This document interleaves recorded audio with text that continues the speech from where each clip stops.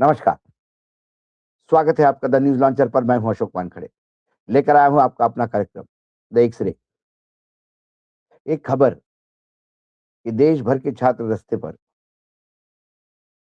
DGP को भी notice मिला।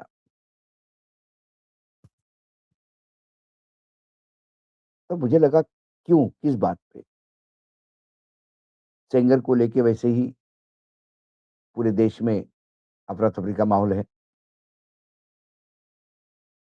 अरावली को लेकर 5 राज्यों में अशांति फैली हुई है। अब छात्रों का क्या मसला हुआ? जब खबर को एक्स-रे के तहत देखा, तो एक ऐसा भयावह सत्य सामने आया, जिसकी कल्पना भी आप नहीं कर सकते। उत्तराखंड की राजधानी देहरादून में नस्लीय भेदभाव ने एक होनहार छात्र की जान ली। त्रिपुरा के 24 वर्षीय छात्र एमबीए छात्र अंजेल चकमा की मौत के बाद उसके पिता तरुण प्रसाद चकमा का दर्द छलक पड़ा। पिता का कहना है उनके बेटा किसी झगड़े के इरादे से नहीं गया था, बल्कि बाजार में सब्जी लाने गया था। लेकिन नस्लीय गालियों का विरोध करना उसकी जिंदगी की सबसे बड़ी गलती बना। उसको अपने जीवन से हाथ धोना पड़ा।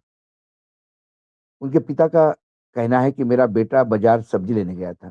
तभी 2 बाइकों पर सवार लोग आए और उसे चीनी और मोमो कहने लगे।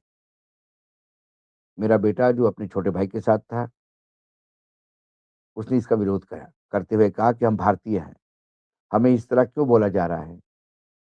बस इसी बात पर उन्होंने उस पर हमला कर दिया। पिता के मुताबिक हमलावर ने चाकू से एंजल के सिर और गर्दन पर कई वार किए, उसे बेरहमी से पीटा। आगे पिता ने बताया कि जब मुझे फ़ोन आया, मैं तुरंत देहरादून के अस्पताल पहुंचा। मेरा बेटा आईसीयू में भर्ती था। हमने बहुत कोशिश की, लेकिन उसे बचाया नहीं जा पाया। तरुण प्रसाद चकमा ने पुलिस पर भी गंभीर आरोप लगाए। उनका कहना था कि घटना के वक्त पुलिस ने समय पर मदद नहीं की। अगर सही समय पर कार्रवाई होती, तो शायद मेरा बेटा जिंदा होता। उन्होंने आगे कहा कि मैं नहीं चाहता कि उत्तर पूर्वी भारत में कोई भी बच्चा या छात्र ऐसी स्थिति से गुजरे। यह सिर्फ मेरे बेटे की नहीं, पूरे देश की समस्या है। गौरतलब है कि यह घटना 9 दिसंबर की है, जब देहरादून के विकासनगर क्षेत्र के सिलाकुई बाजार में जिज्ञासा यूनिवर्सिटी का एमबीए फाइनल ईयर का छात्र एंजल चकमा अपने भाई के साथ करने खरीदारी करने मार्केट आया था। इसी दौरान कुछ युवकों ने उसके चेहरे और भाषा को लेकर नस्लीय टिप्पणियां शुरू कर दी। विरोध करने पर हमलावर ने मारा पीटा और चाकू से जानलेवा हमला कर दिया। गंभीर हालत में एंजेल को ग्राफिक एरा अस्पताल में भर्ती करवाया। जब वह करीब 17 दिन तक जिंदगी और मौत के बीच में झूलता रहा, लेकिन आखिरकार उसने दम तोड़ दिया। सिलाकुई पुलिस के अनुसार घटना के बाद 5 आरोपियों को हिरासत में ले लिया है, जिसमें 2 नाबालिग शामिल हैं। पहले मारपीट की धाराओं में मामला दर्ज किया गया था, लेकिन एंजल की मौत के बाद अब इसमें हत्या की धारा जोड़ी गई है। इस मामले में एक आरोपी अभी फरार है, जो नेपाल भाग चुका है। पुलिस ने उसकी गिरफ्तारी के लिए टीम गठित की है और 25,000 रुपए का इनाम घोषित कर दिया है। एंजल चकमा की मौत के बाद पूर्वोत्तर के छात्रों और संगठनों में भारी आक्रोश है। देश में कई हिस्सों में कैंडल मार्च और विरोध प्रदर्शन हो रहे हैं। सोशल मीडिया पर भी एंजल को न्याय दिलाने की मांग तेज हुई है। राष्ट्रीय अनुसूचित जाति जनजाति आयोग ने भी इस मामले में उत्तराखंड पुलिस के डीजीपी को पुलिस की भूमिका पर सवाल उठाते हुए एक पत्र लिखा।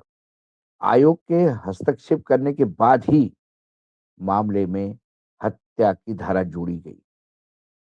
ये रेखांकित करने वाली बात है। उसकी मृत्यु हो गई।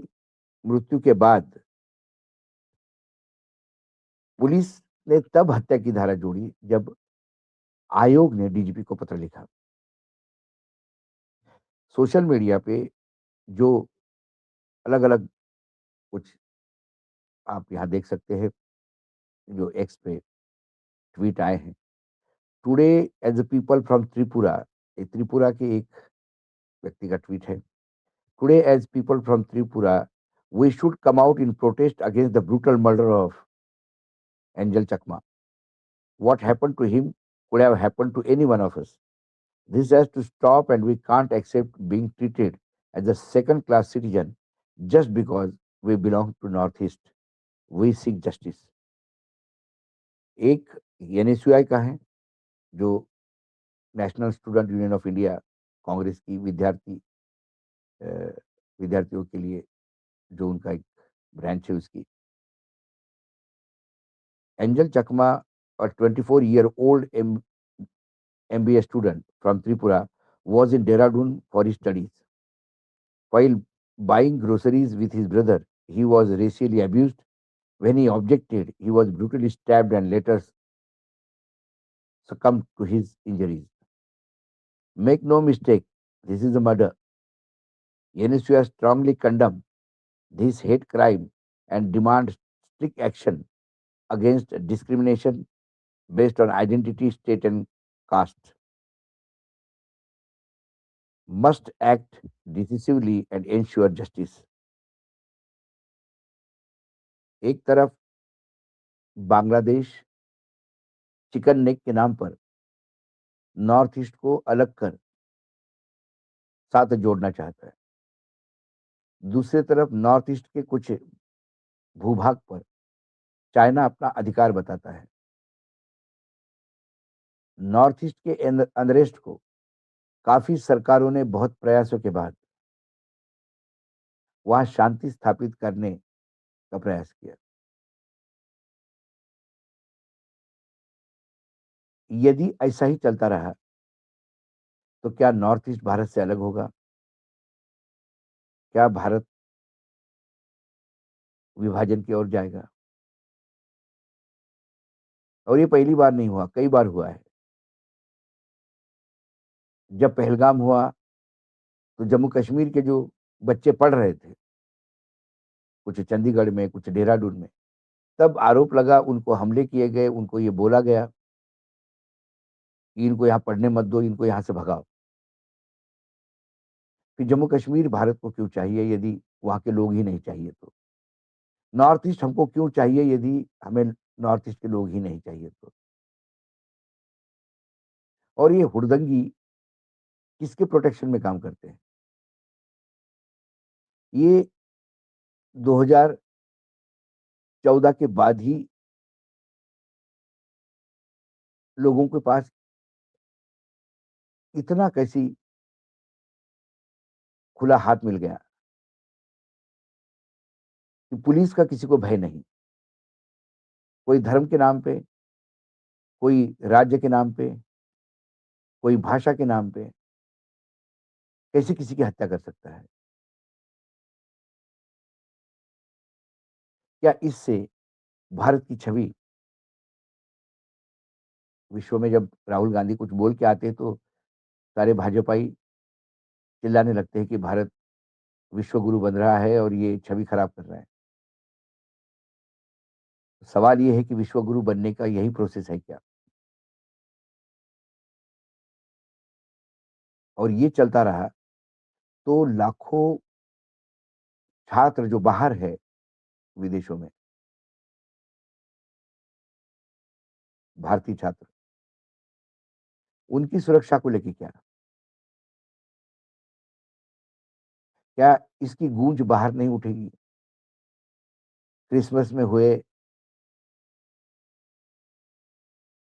जो हादसे या जो चर्च पर हमले हो गए या सेलिब्रेशन, क्रिसमस सेलिब्रेशन में लोगों ने वहां जाके हंगामा किया, इसकी गूंज पूरे विश्व में उठी है।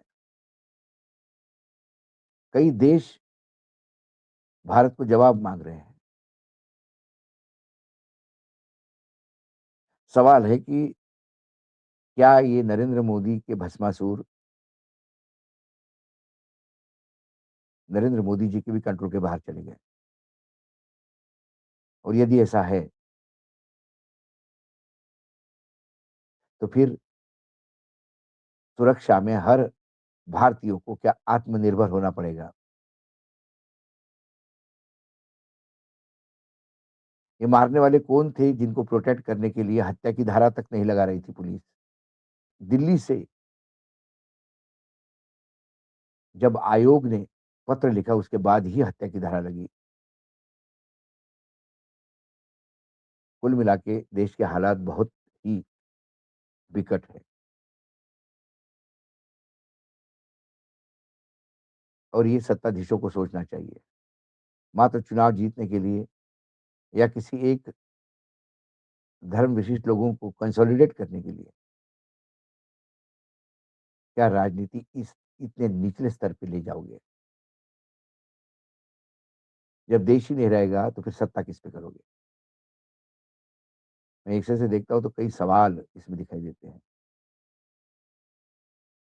आज एक्स-रे में इतना ही। कल फिर आता हूँ किसी विषय के साथ। तब तक के लिए नमस्कार, देखते रहिएगा न्यूज़ लॉन्च।